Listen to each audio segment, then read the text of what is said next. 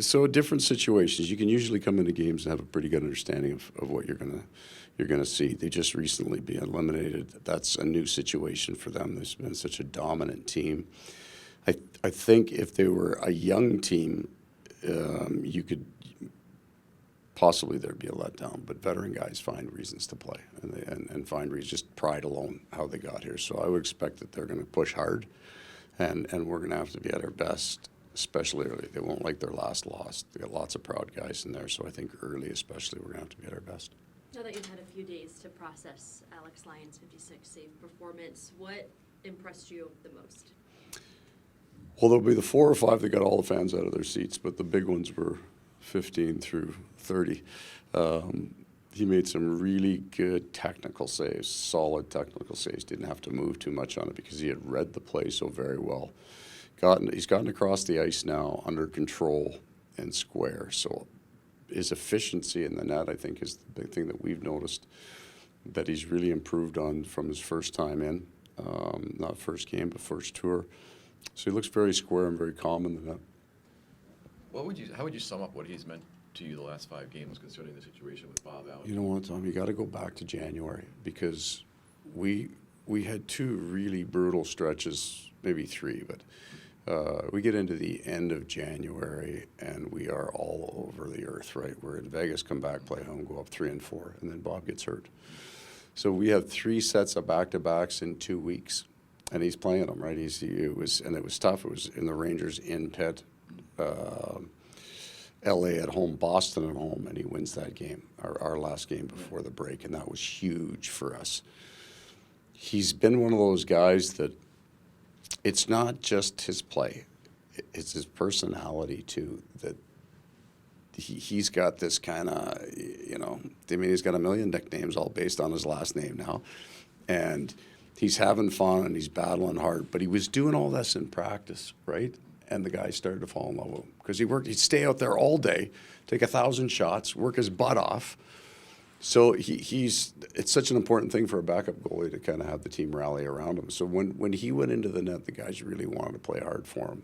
And I don't know if that summarizes. I don't think we'll wait till the end of the season to fully describe what he's done for us because I don't think he's done yet. As a 30-year-old, he's waited for this chance. What does that say about him that he's taken advantage? Yeah, like the mental toughness to get there, to stay in the fight, to be primed and ready when you get your chance. Because there are players that sit a certain American League age when they stop believing that the chance is going to come, or they're thinking it's 1 or 2 games. What's the big deal? I'll have fun. I'll play here. He's pushed himself to try to get better. So now he gets this chance and he's making the most of it, and good on him. Is Bob ready to play, or Bob backs up tonight. Would he, in a normal situation, could he have started, or are you sticking with that? So, Alex is playing tonight, but Bob could have played. I still think he needs more work for him to feel. So his body feels 100% now. He feels strong and back, but he hasn't. He got knocked down pretty good by his sickness. So he wants to get in the net. He's our best option on the depth chart if I had to put another guy in. I don't think he's at 100%, though, in terms of where he feels his game at. He just hasn't been on the ice. And we're not practicing right now because of the schedule. Any updates on Sam Bennett? Skated this morning. Nothing bad happened. So we're taking that as a positive. Will the lineup remain the same? Correct. And then in terms of Brandon Montour, he continues to rewrite the record books. What can you say about his offensive production? What's the biggest thing that sticks out about him and what he's doing? It's all skating for me. He gets up the ice like no defenseman I've seen. He's so quick and so smooth. So he plays big minutes for us, but he's just as fast when you think of the overtime game winners, the last one especially in Toronto, that he can get up the ice with that much speed after playing the minutes that he plays. And then I think the other thing is confidence and calm. So there's a confidence in his game. He goes on the number 1 power play. He starts pounding a bunch of points.